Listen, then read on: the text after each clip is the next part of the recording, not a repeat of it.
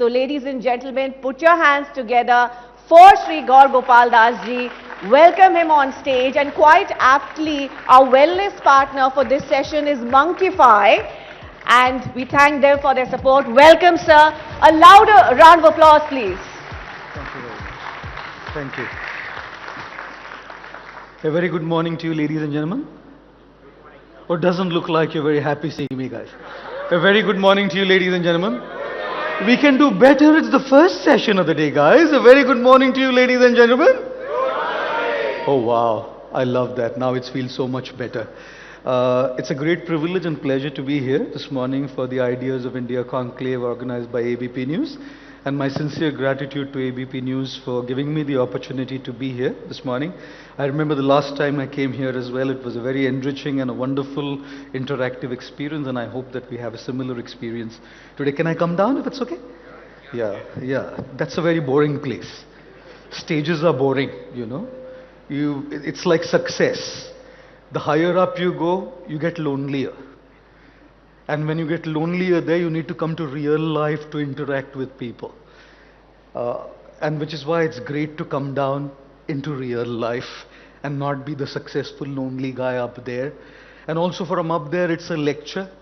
From here, it's a conversation, interaction. And I think whether it's leadership, parenting, or real life, conversations are more important than lectures. If you're going to lecture to a spouse, forget it. If you're going to lecture to a child, forget it.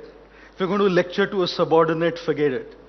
You're going to have a conversation with a spouse, conversation with a child, conversation with someone whom you lead, brilliant. And that's why we all need to come down from the stage. The more we are in our own silos and our own shells, we lose touch with reality. We lose touch with ground realities and humanity. Which is why stage se utarna bahut zyada zaruri hai conversations ke liye. Having said that, the topic I've been given this morning is mastering the mind, living our best lives. Let me kick this morning off with a very interesting real life story that happened with me. I was taking an early morning 2:30 a.m. British Airways flight to go to London, to reach London Heathrow for about 3 weeks of my lecturing tour. And as I came on board the flight, you know, most stewards and stewardesses have become like my family now. Because I fly so much, 2018 I took 250 flights that year. That was like mad, insanity, you know. So they became like family now. So I come on board the flight and the stewardess says to me, "Welcome on board, sir, we guarantee takeoff." I said, "Landing, madam?" She said, "We have a monk with you. If something goes wrong, you can pray that things get right." I said, "Look, madam, I can't put the landing in place, but I can definitely tell you something. After having flown so much, if you're tired, you can take a break, and I can make your safety announcements. Because I've memorized them now. If there be a lack of oxygen supply, oxygen mask will come from the panel above your head. Pull the mask sharply to activate the flow of oxygen. Secure your mask on your face and nose and breathe normally. Make sure your mask is securely fastened before you help children, infants, or others." We joked and we had a hearty laugh. The flight was fantastic. I landed in London at London Heathrow, and goodness me, there was a huge long queue of people standing there. And because it was Terminal 5, we were all standing in this long queue. I'd finished my morning meditation, my morning prayers. Now I had my headphones on. I was listening to something.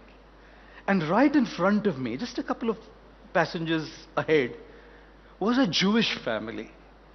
The man was dressed in a white shirt and a long black coat, a black hat, and he had these curly swirls coming down his cheeks.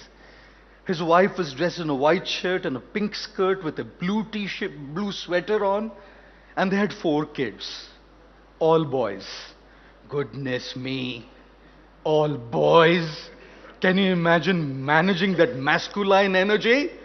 One man once told me, "I had 6 philosophies how to raise children. Now I have 6 children and no philosophy left."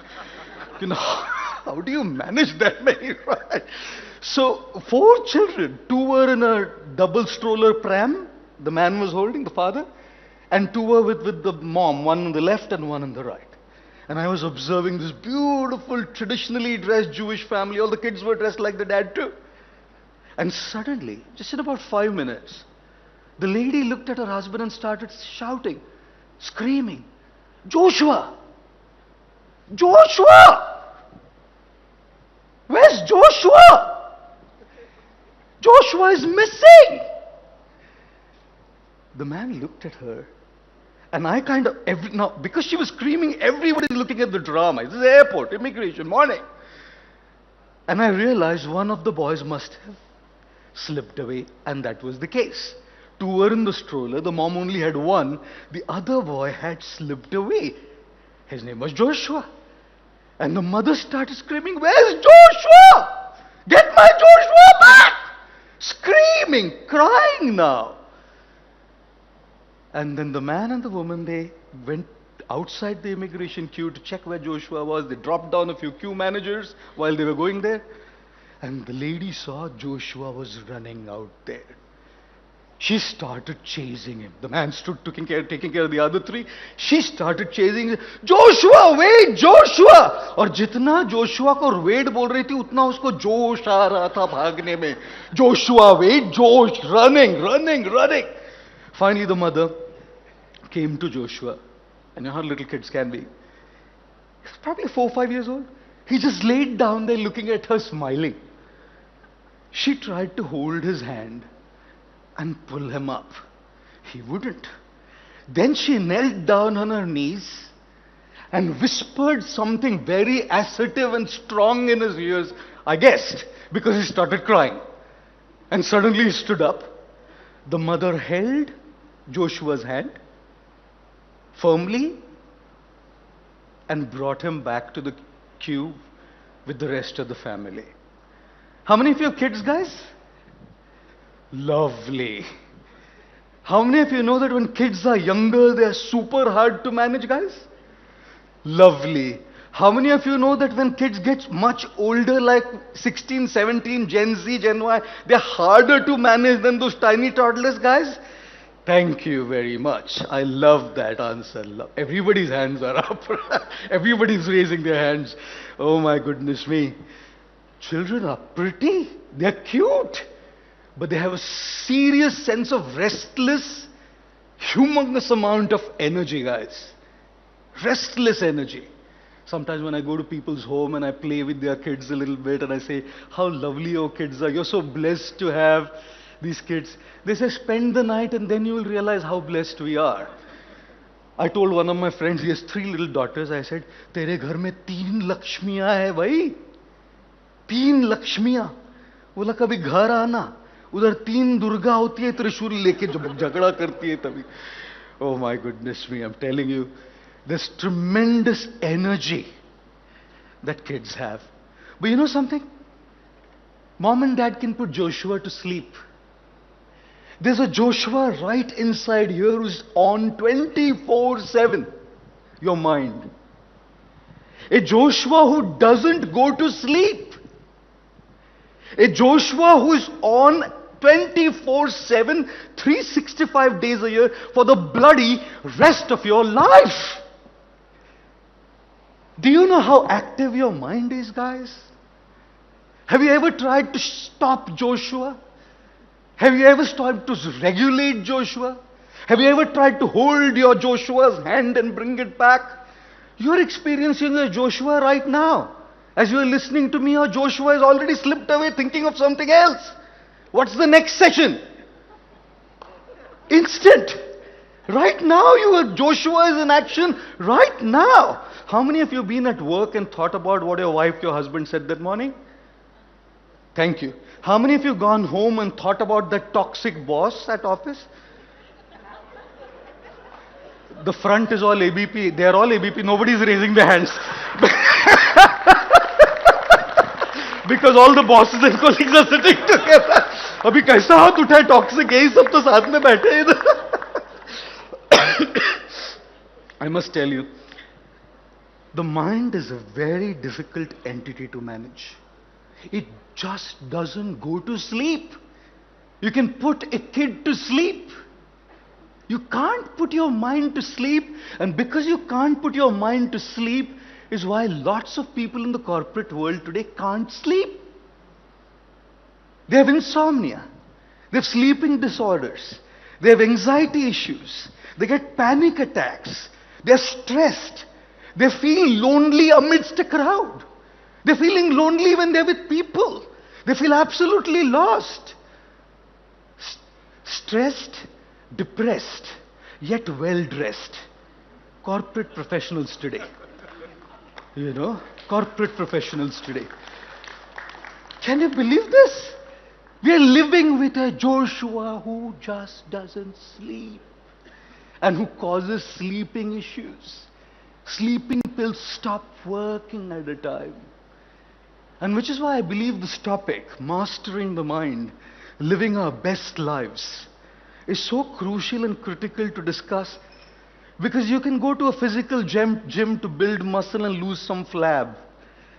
The country and the world doesn't have a mental gym to go and do a mental workout which can help you build your mental muscles and make them strong, active, without having them go in a state of hibernation. Right?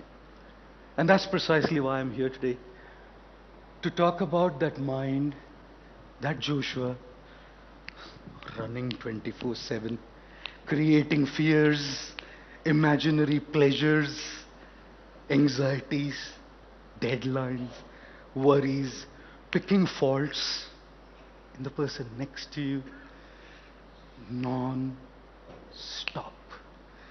Guys, every machine that's on all the time needs some rest.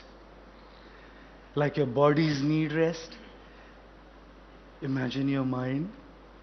How many of you in the last, I'm not even saying your life, 1 year, have prioritized mental rest? How many of you have put your mind to sleep? You have put your bodies to sleep, which is hard by itself in this world. How many of you have prioritized putting your mind to sleep, that your mind is so rested that when you wake up, you're like a fresh cherry blossom, ready for the day? When I wake up, I'm half drained from yesterday's stress, yesterday's fatigue. All my smart devices only show me not slept enough, stressed, stress high, relax, breathe, and I'm still high. Just going on. Guys, one of the critical needs for today is mental rest. We're talking about mental health problems, bloody nobody's talking about mental rest. Having a healthy mind is about allowing the mind to rest, to reboot, to recuperate, to replenish itself with all the reserves and strength and energy that it needs to continue in the next day and for the future. So you need to have a mom who will know how to deal with Joshuas. Did you know that even if you're not married, you are a parent to Joshua here? Whether you have a child or not, you're dealing with a child non-stop. Here are my 4 ways that I look at it in dealing with Joshua's inside, guys. 4 things that I'd like to suggest, if you might allow me to get some kind of a mental break. And these are 4 N's. Good, easy to remember. The first N is neglect your mind. You know, sometimes when you're dealing with a child, when you're dealing with a kid, the kid is always seeking attention. आप में से कितने लोगों के बच्चों को कभी थोड़ा लगा है, कभी गिरते हैं लगा है? आप में से कितने लोगों के बच्चे रोए हैं? और आप में से कितने लोगों के आपको याद है कि अगर आप उसको जाके थोड़ा छुएंगे तो और जोर से रोए? आप में से कितने लोगों को याद है लगा इतना सा था, उसके लिए पहले तो रोने की जरूरत नहीं है, और फिर हाथ लगाओ तो starts crying like mad, you know, because the child is not so pained by the wound. The child is simply seeking attention of the parent. Your mind is constantly asking for your attention. You're working, Your mind is asking for your attention. Look at this notification here on the phone. You're talking to a colleague, the mind is looking for attention. Hey, beautiful girl in my office. It's okay. Wife's not here. One glance doesn't that, it's not all that bad. Attention. And the more attention you give to the child, बच्चा रोना बंद करता है. भाई साहब, बच्चों को अगर आप ध्यान दो, रो रहा है, तो रोना बंद नहीं करता. वो ज्यादा जोर से रोने लगता है. If you give too much attention to your mind, the mind is not stopping its games. The mind is going to increase the games with enhanced fervor. और इसीलिए बच्चों के टेंट्रम्स को जैसे निग्लेक्ट किया जाता है, वैसे ही माइंड की कई चीजों को निग्लेक्ट करना जरूरी है. कैसे निग्लेक्ट करोगे? भाई साहब, बोलना बहुत इजी है या करना नहीं होता. To take your mind instantly to something else. When your mind is taking away, do something engaging, do something entertaining, do something enlivening. उसको निकालना पड़ेगा. बच्चों के रोने वाली एनर्जी को कंस्ट्रक्टिवली चैनलाइज करना पड़ेगा. माइंड को भी वैसे करना पड़ता है. But there are going to be certain aspects of the children. You can't neglect them. If your child is playing with a matchbox, will you neglect? No. If your child is going and putting the hand in fire, will you neglect? No. Which is why, with your mind, maturity is to know what to attend to and what to neglect. There are some aspects that you will need to give attention to, but there are some aspects that you will need to ignore. Guys, mental rest will come when you start ignoring and neglecting things that don't deserve priority and attention. The second N is negotiate. How many of you ever said to your kids, तू बस ये exam पास कर दे अच्छे number से, तुझे video game दिला देंगे या आईफोन 16 दिला देंगे? Have you ever negotiated? बस you just eat your veggies now, the weekend will give you a slice of pizza. Negotiated? Okay, you just make sure you do your homework properly and behave well, you will get 30 minutes extra screen time today. Negotiation. आजकल उल्टा हो गया है, बच्चे negotiate करते माँ बाप से. एक छोटी 4 साल की बच्ची गई दुकानदार के पास और बोलती है दुकानदार से, अंकल अंकल मैं कैसी लगती हूं? दुकान वाले, बड़ी प्यारी लगती हो बेटिया. तो बोले, अंकल फिर मैं बड़ी हो जाऊंगी तो आप मेरी शादी आपके बेटे से करेंगे? तो जरूर करेंगे बेटिया. तो अंकल फिर आपके होने वाली बहू को एक फ्री 5 स्टार चॉकलेट नहीं देंगे? अभी उल्टा नेगोशिएशन चल रहा है. But we all have that experience of negotiating so that our children can pay attention to what is important and what is of value, and then they get some indulgence in what they love to do as well. Do exactly the same with your mind. How many of you do some workouts, guys? Go to the gym, do some yoga, do some Zumba. How many of you practice a diet, guys? Okay, some of you, अरे बाप रे, हाथ exercise कर रहे, diet कोई नहीं पल रहा इधर, हाथ ही उठा नहीं किसी का. How many of you know that those who are into nutrition and fitness, there's something called as a cheat day, guys? है ना, cheat day. 6 days. What are we negotiating? You're negotiating with your mind. 6 days, nothing. 7th day, Sunday, blueberry cheesecake, 1 piece. 6 days, nothing. 7th day, big full-on Punjabi thali with paneer makhan wala. What's it called? Negotiation. 6 days you be disciplined. 7th day I give you a cheat day. The only problem with the mind is cheat day can become a cheat week because the mind is very, very tricky. Negotiate and observe. The third N that I want to talk about is note it down. There's so many ideas, so much stuff going in the mind, guys. Bring it out. Bring it out. Journaling is powerful. Write, write, write. सोने से पहले लिखो, नहीं तो mind में लेके सो रहे हो. सोने से पहले लिखना सीखो. Start journaling before you go to bed because you're emptying that energy. You're bringing that energy out. Sometimes good ideas will be seen, sometimes stressors will be seen. You will observe patterns that stop you from taking mental rest. Note it down, the third N. And last but not the least, because we have Mr. Tripathi, who's been saying, bus, sawal bhi puchne hain. That's why I must come to the end of what I'm saying. I can keep going. The last one is, N is called non-judgmental observation. How many of you live in a house, guys? Sorry for that rhetorical question. How many of you know that there are birds flying above your house, guys? Thank you. How many of you counted the birds flying above your head today? None. How many of you counted there were 5 parrots, 6 pigeons, 3 crows that flew above my roof today? No, right? If that bird comes and makes a nest in your house, will you take note, guys? Absolutely. There are birds going above your roof and they come and they go and they come and they go and they come and they go. And what do? Non-judgmental observation. आ रहे हैं जा रहे हैं, कोई judgement नहीं कि ये अच्छा बर्ड है ये बुरा बर्ड है, बस देख रहे आ रहे गा रहे आ रहे जा रहे. मैं अपने घर में बैठ के नेटफ्लिक्स देख रहा हूँ, पंछी आ रहे जा रहे. But if the bird does come in your home and make a nest, you will surely take note that that bird is in here. Guys, overthinking, mental chatter. You're talking too much to yourself. All day, you're not talking to anybody as much as you're talking to your own self in your mind all day. Joshua is on all day. Which is exactly why that mental chatter needs to stop for mental rest. How do you stop it? You'll stop it by creating a distance between you and your thoughts and your feelings like the birds. Thoughts will come, feelings will come, आएंगे, जाएंगे.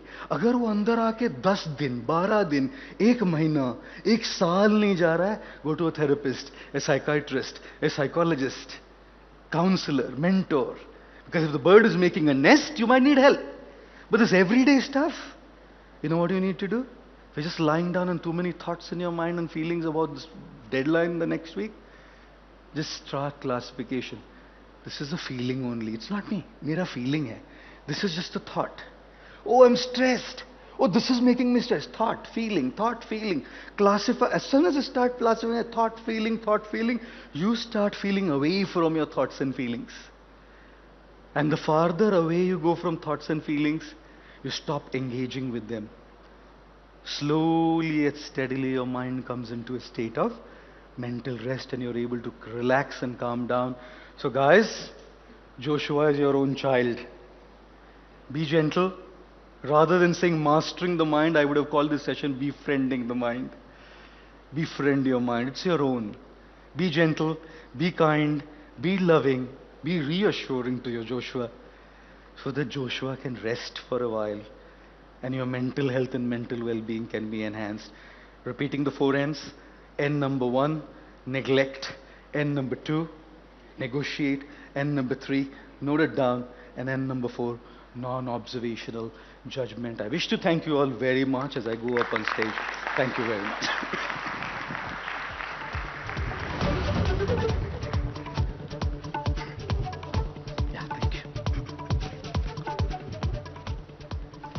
बहुत बहुत शुक्रिया. और जिस अंदाज में आपने अपनी बात कही, लेकिन एक और अंदाज है जो अभी बाकी है गौर गोपाल दास का, और वो है कि आप सिंगर भी हैं. आप बहुत सारी शेरो शायरी करते हैं. युवाओं को आप उनकी भाषा में समझाने की कोशिश करते हैं, तो बुजुर्गों को आप अपनी कहानी से प्रेरित करते हैं. तो मैं चाहूंगी, एक रंग तो हम सब ने यहां पर आपका देख लिया है, लेकिन चूंकि हम मुंबई में हैं, आप यहीं महाराष्ट्र में पैदा हुए, तो वो जो जोश गाने के जरिए आप लेकर आते हैं, मैं चाहूंगी कि उससे इंटरव्यू का आगाज हो. गाकर? हाँ, गाकर सुनाना होगा आपको. Okay okay okay. अभी मुझ में कहीं बाकी थोड़ी सी है जिंदगी, जगी धड़कन नहीं माना जिंदा हूँ मैं तो अभी. कुछ ऐसी लगन इस लम्हे में, ये लम्हा कहाँ था मेरा. अब है सामने, इसे छू लूं जरा, मर जाऊं या जी लूं जरा। क्या बात है, बहुत मेरी सुंदर। आवाज, I am coughing a lot. My voice has gone for a toss, but I always say with this song, this is the moment. And that's what the mind is stopping us from doing. Living in the moment. ये लम्हा यहाँ है और इस लम्हे में जीना बहुत ज्यादा जरूरी है. लेकिन इस लम्हे में सफलता का मतलब क्या होता है? अगर आपके भाषा में, शब्दों में मैं समझने की कोशिश करूं, देखिए बहुत सारे लोग हैं, हमने यहाँ पर बता दिया कि सफलता ये है, मेंटल पीस के लिए हमें बहुत सारी चीजों का ध्यान रखना चाहिए, लेकिन सफलता के पीछे भागने वाले लोग भी बहुत हैं. जी. तो कहां पर जाकर हम ठहरें और आपकी नजर में सफलता के मतलब और मायने कैसे समझे जाए? जी. आज की तारीख में in the modern world today what has happened is, हम ना हैविंग मोर को सफलता मानते हैं. Having more is considered success. But while having more, people have lost track of feeling more. Imagine people who have a lot but feel empty. Would you call them a success? सब कुछ है, शांति नहीं है. सब कुछ है, प्रेम नहीं है. सब कुछ है, पर्पस नहीं है. सब कुछ है, सो नहीं पा रहे हैं. सब कुछ है, माइंड बस रेस्ट नहीं कर पा रहा. क्या ऐसे इंडिविजुअल को हम सक्सेसफुल कहेंगे? So what has happened is, having more has become such an important priority that feeling more has gone to the background. Now imagine somebody who can feel a lot. शांति है, प्यार है, purpose है, resources नहीं है, having more नहीं है. Real life में जीना है. केवल फीलिंग से तो दुनिया नहीं चलती. केवल फीलिंग से तो पेट नहीं भरता. कहेंगे हमारा परिवार एक दूसरे को बहुत प्यार करता है, बच्चे की स्कूल की एडमिशन की फीस नहीं है. सो success is a balance of having more and feeling more. The problem is the narrative that having more is success is stopping us from living a life where we can feel more. I feel success की definition में ये add करना बहुत ज्यादा जरूरी है. Narrative बदलना बहुत जरूरी है, जहां हैविंग से फीलिंग भी आए और हम कोई एक्सट्रीमिटी की लाइफ नहीं जी रहे, केवल हैविंग या फीलिंग वाली. दोनों का बैलेंस बहुत जरूरी है. एक शेर पढ़ा था मैंने, बहुत बढ़िया शेर, जिसमें कहा था कि उन्हें कामयाबी में सुकून नजर आया तो वो दौड़ते गए. उन्हें कामयाबी में सुकून नजर आया तो वो दौड़ते गए. हमें सुकून में कामयाबी नजर आई तो हम ठहर गए. हम ठहर गए. तो कुछ लोगों को कामयाबी में सुकून नजर आ रहा है, कुछ लोगों को सुकून में कामयाबी नजर आ रही है. लेकिन जिनको कामयाबी में सुकून नजर आ रहा है उनको मन का सुकून नहीं है. और जिनको सुकून में कामयाबी नजर आ रही है उनको तो रियल वर्ल्ड में जीना है. तो मुझे लगता है कि दोनों एक्सट्रीमिज्म है. इसका बैलेंस होना जरूरी है. कामयाबी वाला सुकून भी चाहिए और सुकून वाली कामयाबी चाहिए. That is a balance of having more and feeling more. हम तय कैसे करेंगे कि किन चीजों में? देखिए आज की तारीख में हमारे देश में बहुत सारे ऐसे लोग हैं जिनको तय कर पाना काफी ज्यादा मुश्किल होता है कि सुकून उनके लिए कहां पर है और कामयाबी कहां पर है. तो वो तय कैसे करें? जी जी. सुकून की जब बात करते हैं हम, मेरे हिसाब से एक ऑब्जेक्टिव डेफिनेशन निकलेगा उसका पूरी दुनिया भर में, कि आप एक बिजी दिन के बाद अगर आप घर लौट के आए तो कोई हो जो आपको समझ पाए. How many of you felt सुकून when you have somebody who can understand how you feel? All of us, right? कोई हो जो मुझे समझ पाए, जो मुझे प्यार करे, जिनके साथ में अपनी दिल की बात खुल के बात कर पाऊं. ये सुकून है. How many of you feel that you come back home and you have a meal that is cooked at home and not just ordered on a e-commerce platform to get your food delivered is sukoon? How many of you realize homemade food is sukoon? हम लोग ना अपने corporate world में coffee पीते पीते और sandwiches खाते खाते भूल गए कि दाल चावल का कंफर्ट कितना है. बिल्कुल. वो एक सुकून है. आप जब घर लौट के आए और आप रेस्ट करे तो आप अगर सो पाए बिना स्ट्रेस के. स्ट्रेस तो सबको होता है, एंग्जाइटी तो सबको है, वरी तो सबको है, पैनिक तो सबको होता है, डेडलाइंस है सबकी. ना वर्ड ही देखिए ना, डेडलाइन. हमने कभी कहा है मेरे लिए एक लाइफ लाइन मीट करनी है मुझे? हम कहते हैं करनी, क्योंकि लाइफ क्या होता है पता है? डेडलाइन. रेड लाइन कहते हैं उसको. We are dead by the time we cross that line, right? Oh, thank you. I know people are relating to that a lot. तो इसमें सुकून यह है कि सो पाना, यही तो बात कर रहे थे हम. जर्नलिंग करें, लिखें अपने दिल की बात. जितना आप लिखोगे, जितना आप डिटॉक्स करोगे अपने मन को, उतना आपका मन शांत होकर रेस्ट कर पाएगा. क्या ये सुकून नहीं है मैडम? क्या ये सक्सेस नहीं है कि मेरे लिए घर का बना खाना है, केवल सैंडविच, कॉफी और जोमेटो स्विगी से ऑर्डर किया हुआ खाना नहीं है? क्या ये सुकून नहीं है मैडम कि मेरे पास कोई हो, मेरा पार्टनर, मेरा स्पाउस, मेरे बच्चे, मेरे फ्रेंड्स, जिनसे मैं अपने दिल की बात खुल के कर पाऊं? क्या ये सुकून नहीं है मैडम? और सक्सेस नहीं है कि मैं आके घर लौट के आऊं तो मेंटल डिटॉक्स करके सो पाऊं? क्या ये सुकून नहीं है मैडम कि जब मैं उठूं कल सवेरे तो उत्साह से उठूं, प्रेरणा के साथ उठूं? I look forward to work. I look forward to the day. I have the zeal. I have the purpose to go and contribute something to my work, to my nation, to my society and to the world at large. ये सुकून है. Purpose एक सुकून है. नहीं तो उठे और गए. आज का एक और दिन, आज का एक और काम, आज का एक और टिक. हम लोग ना बस बकेट लिस्ट में टिक करने में लगे हुए. टुडे सिविलाइजेशन है टिक टिक टिक टिक सिविलाइजेशन. सुकून टिक में कहां से आएगा? सुकून तो प्रेरणा में आएगा, उत्साह में आएगा, एक जुनून में आएगा, एक जज्बे में आएगा कि मैं एंथुसियाज्म से जाके वो काम कर रहा हूं. ये सुकून होता है. पर्पस सुकून होता है, जज्बा सुकून होता है, रिश्ते सुकून होते हैं, नींद सुकून होती है, घर का खाना सुकून होता है. ये सब जिसके पास है ना, वो कामयाब है. और कैसे हम लोग इसको प्रायोरिटाइज करेंगे? हर चीज आइडियली तो कुछ नहीं होती.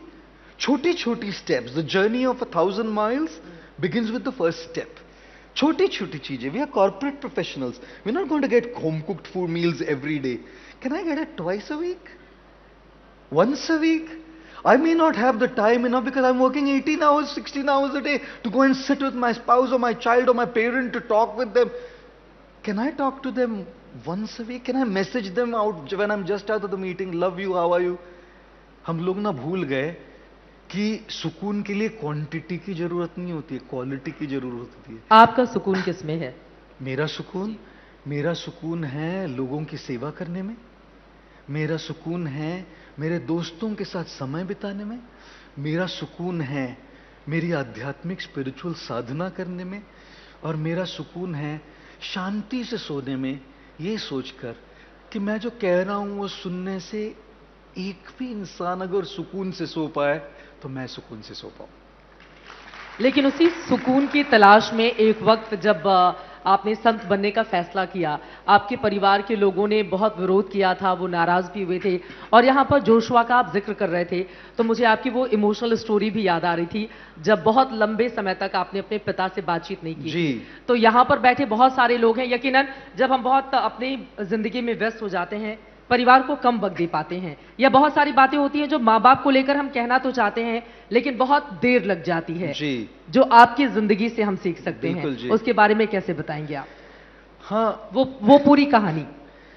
वो पूरी कहानी मैंने कई बार ये कहानी बताई. आप पूछ रहे हैं इसलिए दोबारा दोहरा रहा हूं. लोगों ने ये कहानी बहुत बार सुनी है, लेकिन भावुक कहानी है बहुत. कि मैं अपने पिताजी से 2 साल तक बात नहीं कर रहा था क्योंकि हमारे कुछ मतभेद थे. We had some differences of opinion और सर्टेन थिंग्स.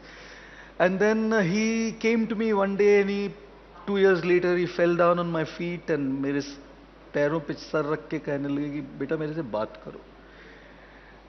तो मैं नहीं करना चाह रहा था तब भी. तब मेरी माँ ने कहा कि बेटा ऐसा नहीं करते, पापा है आपके.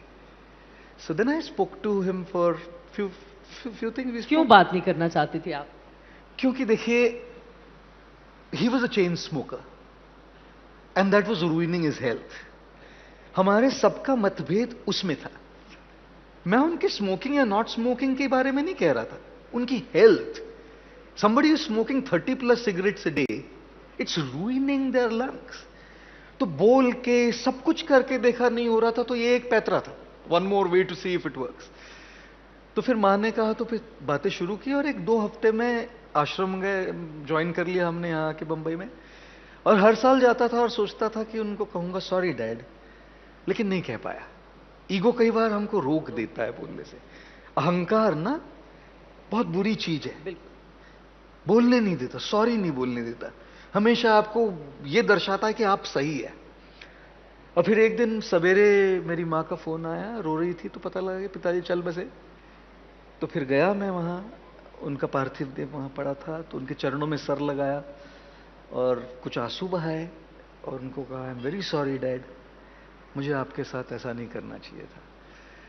देखिए जी, जिंदगी हमको वो मौका हमेशा देती नहीं है। वो तो चले गए। मैं आत्मा में विश्वास करता हूं, इसलिए मैं कह सकता हूं कि उनकी आत्मा ने कहाँ मेरी वो रिपेंटेंस, मेरा वो पश्चाताप सुन लिया होगा। लेकिन क्यों पश्चाताप करना जो आज आप वो कह पाए। Ladies and gentleman, my humble appeal to all of you, over everything that is of value, people are of the highest value, people who matter to you. और उसमें कुछ थोड़ी अनबन रहे, कुछ यहां वहां चले, सबका चलता है कुछ ना कुछ। It's always good to let go. Of course, not let go in a toxic way that you become a doormat all the time. वो भी बुरा है कि लोग आपको यूज करते रहे, वो भी बुरा है। लेकिन जितना हो सके लेट गो करे और अपने रिश्तों को, लोगों को जो वैल्यू करता है उसको प्रायोरिटी दे। जब रिश्तों की बात आती है तो फिर आप लव गुरु भी बन जाते हैं। समटाइम्स आप यूथ को बहुत सलाह देते हैं, तो ये अनुभव कहाँ से आया और लव गुरु बन के आप क्या बताना चाहते हैं? क्योंकि एक संत जब सिखाता है कि प्यार कैसे करते हैं तो बड़े सारे सवाल, आपको कुछ लोग क्रिटिसाइज भी करते हैं, मैं सोशल मीडिया पर देख रही थी, कैसे हैंडल करते हैं आप? जी, क्रिटिसिज्म कैसे हैंडल करता हूं कि अच्छा, दो सवाल पूछ रही हैं आप। अच्छा, दो चीजें पूछ रही हैं मैडम त्रिपाठी जी, बहुत सवाल पूछ रही है आज हमको। तो पहला कि अनुभव कहां से आया। जी, सबसे पहला, आश्रम में रहते हैं तो 80 लोगों के साथ रहते, तो 80 ईगोज के साथ रहते हैं। उसमें केवल एक फेमिनाइन डायमेंशन नहीं है, लेकिन पुरुषों में भी कुछ पुरुष होते हैं जिनकी फेमिनाइन एनर्जी स्ट्रांग होती है। मैं ना पुरुष और स्त्री को जेंडर से नहीं देखता जी, मैं पुरुष और स्त्री को एनर्जी से देखता हूं। दोनों में दोनों है, मैस्कुलाइन और फेमिनाइन। कुछ महिलाओं में मैस्कुलाइन एनर्जी स्ट्रांग होती है, फेमिनाइन कम होती है, वो गो गेटर्स होती है। कुछ पुरुषों में फेमिनाइन एनर्जी स्ट्रांग होती है, मैस्कुलाइन कम होती है, वो थोड़े विशी वॉशी, गुड, हैप्पी कूल की सबको साथ रखने वाले होते हैं। क्योंकि feminine is joining, feminine is harmonising, feminine is forgiving, feminine is giving, feminine is serving, masculine is dominance, masculine is control, masculine is go getting. तो ये एनर्जीज की बात है, जेंडर्स की नहीं। मैं आईबीपी के माध्यम से ये जेंडर इश्यू को एड्रेस करना चाहता हूं। Stop this bloody gender discrimination, look at it in the form of energies. If a woman has a prominent masculine energy, why do we not see women CEOs that many in this country? Why not? If the energy is there, they deserve it. Even if a man is qualified, doesn't matter. If she has the qualification, she must get it. तो ये जो energy हमारे आश्रम में भी पुरुषों में है, तो वो रिश्तों के डायनामिक्स तो समझ ही जाते हैं उसमें से कैसे हैंडल कर रहे हैं। दूसरा, मैडम 30 साल से कपल्स के ब्रेकअप्स हैंडल कर रहा हूं मैं, शादीशुदा लोगों की परेशानियों के बाद। कई बार लोग मुझसे आके कहते हैं, गुरुजी शादीशुदा हूं, बहुत परेशान हूं, कुछ सोल्यूशन है? मैं कहता हूं, अरे पगले, सोल्यूशन होता तो मैं साधु क्यों बनता? Just joking. तो कहने का मतलब ये है कि 30 साल से अगर हर नुएंस सुना है, हर रिश्ते का नुएंस सुना है, लव के रिश्तों के नुएंस सुने हैं, उसका अनुभव है। तीसरा, इन विषयों पर लिखी हुई किताबें भी पढ़ते हैं। और चौथा, गीता, महाभारत, रामायण जैसे एपिक लिटरेचर है जिनमें ये सारे सूत्र हैं। तो इन सब को मिलके बनता है अनुभव, जिससे मार्गदर्शन करता हूं। और रही बात क्रिटिसिज्म की, कुछ तो लोग कहेंगे, लोगों का काम है कहना, छोड़ो बेकार की बातों में कहीं बीत न जाए रहना। कहने वालों को कहने दो, हम अपना काम करते रहेंगे। और अगर उस काम से कुछ कंस्ट्रक्टिव हो रहा है तो क्रिटिसिज्म आए तो भी दिक्कत नहीं, काम से कुछ डिस्ट्रक्टिव हो रहा है तो क्रिटिसिज्म उनका सर माथे पर जरूर बदलेंगे, जरूर काम करेंगे उस क्रिटिसिज्म। बहुत ही सुंदर, आपकी बातों को सुनकर मुझे वो गीत के बोल याद आ गए, मैं जिंदगी का साथ निभाता चला गया, हर फिक्र को धुएं में उड़ाता चला गया। हम यहाँ मुंबई में मौजूद हैं और मुझे अच्छे से याद है आपके बॉलीवुड में बड़े सारे दोस्त हैं, तो किसी ने कहा नहीं आप इतना अच्छा गाना गाते हैं, आप गुड लुकिंग हैं, इतनी अच्छी मीठी मीठी बातें करते हैं, तो हजारों की तादाद में लोगों को आप हैंडल करते हैं, तो आ जाइए एक्टिंग की दुनिया में, वहां पर अपने आप को आजमाएं। रही बात गाने की, पता नहीं मैं अच्छा गाता हूं कि नहीं, मीठा गाता हूं कि नहीं, ये तो लोग बता थोड़ा देंगे। गा ही लेता हूं थोड़ा, लेकिन अच्छा गाता हूं कि नहीं पता नहीं। रही बात गुड लुकिंग की, गुड लुकिंग पता नहीं मैं कितना गुड लुकिंग हूं, और मीठी मीठी बातें थोड़ी कोशिश कर लेता हूं बातें करने की। एक्टिंग करने की जो एक्टिंग का जो स्कोप है बॉलीवुड में, हाँ, 2-3 प्रपोजल्स है जी, बिल्कुल प्रपोजल्स आए हैं। तो आप जाएंगे? जी नहीं। क्योंकि मेरे लिए जो मैं एक्टिंग कर रहा हूं, मेरा जो बोलने का तरीका है वही एक ड्रामेटिक नैरेटिव है, तो I would love to be true to myself. At the same time ये कहना कि कुछ भी लाइन ऑन रॉक है, ये गलत है।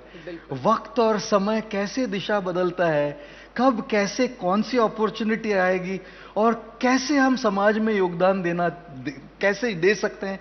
अगर कोई ऐसी अपॉर्चुनिटी आ जाए बॉलीवुड में भी जहां योगदान की बात आए, तो रिकंसिडर करो या नहीं पता नहीं, लेकिन ये कहना कि हमेशा के लिए कुछ ऐसा ही रहेगा, दैट्स इम्प्यूडेंस आई फील।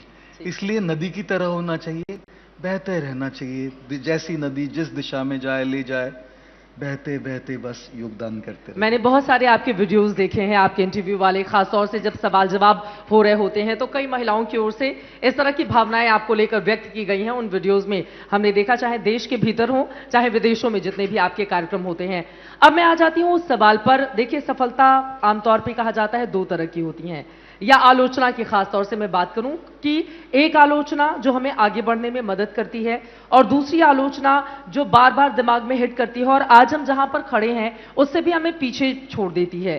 वो हमें बताती है कि हमारे भीतर कुछ है ही नहीं, हम तो समाज में कुछ कंट्रीब्यूट कर नहीं सकते। तो इसमें फर्क हम कैसे करें? कौन सी आलोचना ऐसी है जो समाज के एक वर्ग की ओर से की जा रही है, जो हमें आगे बढ़ने में मदद करती है, और वो कौन सी आलोचना होती है हम जहां पर खड़े हैं वो उससे हमें पीछे खींच देती है और हमारे मनोबल को डाउन करती है? दोनों में अंतर कैसे करें? जी जी, आज ही सवेरे मैंने एक इंस्टाग्राम पे पोस्ट डाला, you do good they will say something, you do bad they will say something, do you and let them say, do what you feel and let them say. आलोचना दोनों प्रकार की होती है, कुछ कंस्ट्रक्टिव जो आपको आगे बढ़ाए, कुछ डिस्ट्रक्टिव जो आपको पीछे खींचे। तो कैसे पता करें इसमें डिफरेंस क्या है? मुझे लगता है कि कई बार ना हम अपने मन में बहुत ही ज्यादा विश्वास रख लेते हैं, क्योंकि कई बार हम कंस्ट्रक्टिव को डिस्ट्रक्टिव समझ बैठते हैं और कई बार डिस्ट्रक्टिव को कंस्ट्रक्टिव समझने बैठते हैं। तो मुझे लगता है कि हमको अपने मन में विश्वास रखना चाहिए, हमको खुद में विश्वास रखना चाहिए। Self believe, self confidence matters, but not to such an extent that becomes self sabotaging. और इसीलिए मेंटोरशिप, गाइडेंस, वल्नरेबिलिटी बहुत जरूरी है कि हम किसी के पास जो हमारे वेल विशर्स हो, जो अनुभवी हो, उनसे जाके अपने मन की बातें करें कि हमें ऐसा लग रहा है लेकिन थोड़ा डाउट है। अगर पूरे विश्वास से लग रहा तो करिए, गलती भी हो जाए तो सुधार लेंगे, लेकिन हमको यहां कोई थोड़ा एक डाउट है तो मार्गदर्शन लेने में क्या है जी। लेकिन हम क्या है ना, वल्नरेबल नहीं होना चाहते, और इसीलिए ऐसी परिस्थिति में थोड़ा वल्नरेबल होके अगर मार्गदर्शन ले तो कभी कभी पता लगे कि जो मैं डिस्ट्रक्टिव सोच रहा था वो एक्चुअली कंस्ट्रक्टिव था, और जो मैं कंस्ट्रक्टिव सोच रहा था वो मेरे लिए डिस्ट्रक्टिव था। लेकिन यहां पर आ जाती है भरोसे की कमी, कि हम किस पे भरोसा करें जो हमको इस तरह से गाइड करे। जी, पहचान कैसे करें फिर जी उस व्यक्ति का? जी, भरोसा ना एक दिन की बात नहीं है। जैसे कहते हैं ना, मिलिट्री में पहले एक स्लोगन हुआ करता था, ऐसा तो नहीं होता ना कि आज भर्ती और कल चक्रवर्ती, रात को भर्ती हुआ और कल चक्रवर्ती हो गया, बड़े चक्र लग गए। भर्ती होने और चक्रवर्ती होने में ना कई युद्ध लड़ने पड़ते हैं। जब वो युद्ध लड़ते हैं सालों साल, तब लगते हैं वो मेडल्स और चक्र यहां पर। तो हमारे रिश्तों में भी लोगों के साथ भी भर्ती होने का मतलब है एक्वेंटेंसेस और कनेक्शन हो जाना, लेकिन उसमें इन्वेस्ट करना पड़ता है, कई बैटल्स लड़नी पड़ती है, तब पता लगता है दूध का दूध और पानी का पानी।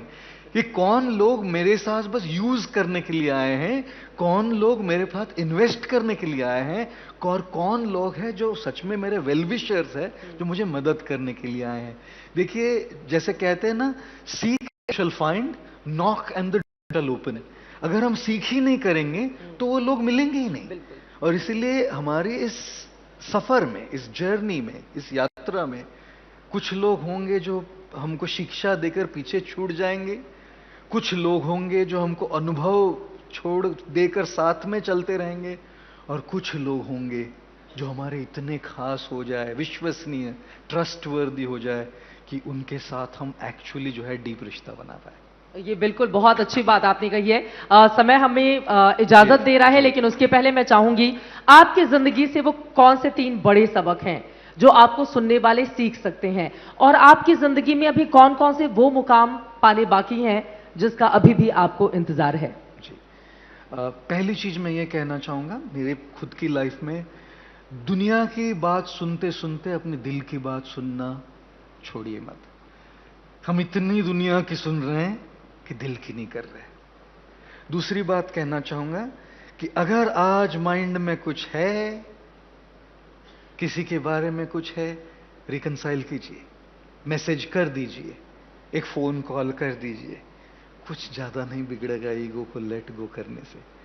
और तीसरी बात कहना चाहूंगा कि दुनिया की इस रेस में भागते भागते भागते भागते ये मत भूलिए कि जो आप ढूंढ रहे हैं वो भीतर है। जंगल जंगल ढूंढ रहा है मृग अपनी कस्तूरी, कितना मुश्किल है तय करना खुद से खुद की दूरी। भीतर शून्य, बाहर शून्य, शून्य चारों ओर है। मैं नहीं हूं मुझ में, लेकिन मैं का ही शोर है। और इसलिए जो आप ढूंढ रहे हैं वो भीतर है। और रही बात वो क्या मुकाम है, कौन सा मुकाम है जो मैं पाना चाहता हूं या जो पाना बाकी है, देखिए, एक बच्चा था और वो बच्चा, स्टारफिश पड़ी हुई थी बहुत सारी, लाखों बीच पर। वो बच्चा एक एक स्टारफिश उठाकर समंदर में डाल रहा था जाकर। एक आदमी देख रहा था, 15 मिनट से आया बच्चे के पास, बच्चे से पूछा, बेटा यहाँ हजारों लाखों स्टारफिश पड़ी है, तुम बचाना चाह रहे हो, 15 मिनट से देख रहा हूं, तुमने बस 10 ही स्टारफिश तो बचाया अभी तक। Do you think you can make a difference son? बच्चे ने जवाब नहीं दिया। उसने एक और स्टारफिश उठाई, पानी में गया, उस स्टारफिश को पानी में डाला, फिर उस आदमी के पास आकर कहा, it made a difference to that one. हजारों को अपने जीवन में बदलाव लाने की जरूरत नहीं, उस एक के जीवन में बदलाव आ जाए ना। मेरे जिंदगी का मकसद, मकाम बस ये है।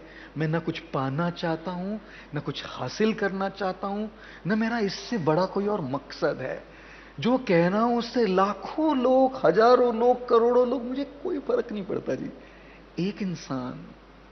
एक इंसान का रिश्ता बच जाए, एक इंसान सुइसाइड नहीं करे, एक इंसान का self belief, self worth, self confidence बढ़ जाए, एक इंसान ये सोचने के लिए मजबूर हो जाए कि मुझ में भी काबिलियत है, वो एक इंसान अगर बदल जाए ना, बस ये सुकून है। बहुत सुंदर आपने बात कही है। आपने सुसाइड शब्द का प्रयोग किया। मुझे हाल ही में हमने बहुत सारी इस तरह की खबरें हाल के दिनों में पढ़ी थी, जब पति पत्नी के बीच अनबन होने या जो हम सफलता चाहते हैं उसमें सफल नहीं होने के बाद सुसाइड के केस बहुत ज्यादा बढ़े हैं।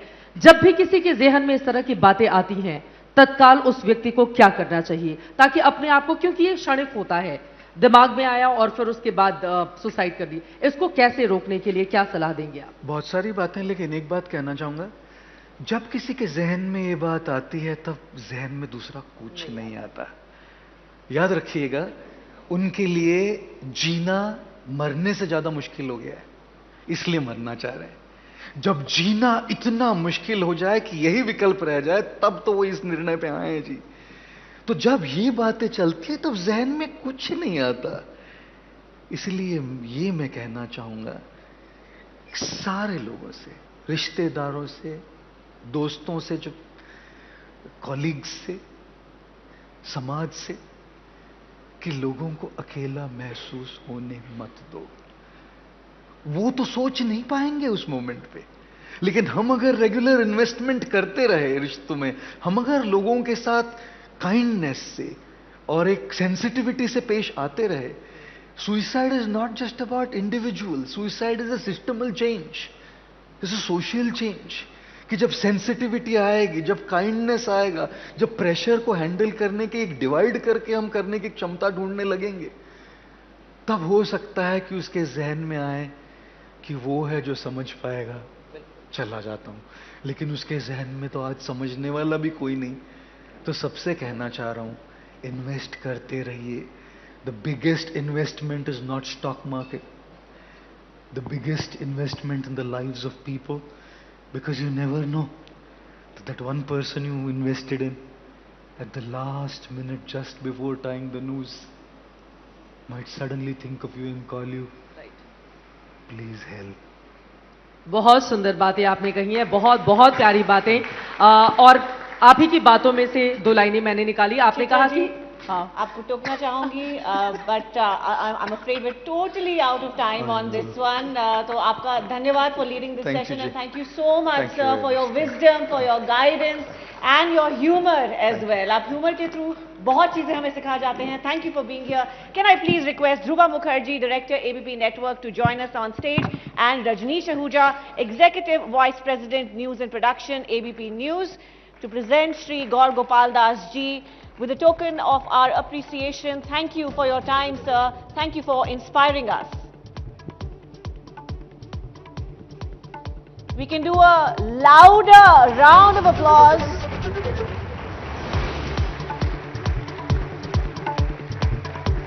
This is truly someone who's given us multiple life lessons in just a span of 40-45 minutes, and surely we can listen to him endlessly, much to learn, and hopefully he will be back again on the Ideas of India platform soon enough again. Thank you so much, and thank you, Chitra.